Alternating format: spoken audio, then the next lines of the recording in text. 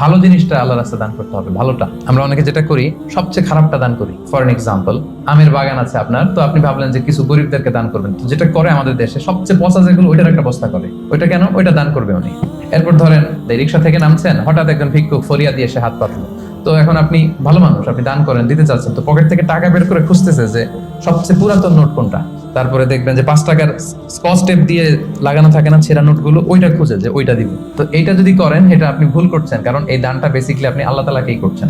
কিয়ামতের দিন আল্লাহ বলবে, আমারে তুমি খাবার দিলা না, আমাকে পোশাক দিলা না, আমাকে সাহায্য করলা না। বনি আদম বলবে, আল্লাহ বলেন কি? আপনি খাবার চাইলে তো সারা দুনিয়ার সব দামি দামি খাবারের বস্তা আপনার কাছে এনে দিতাম, আপনি পোশাক চাইলে তো আমারটাই খুলে দিতাম।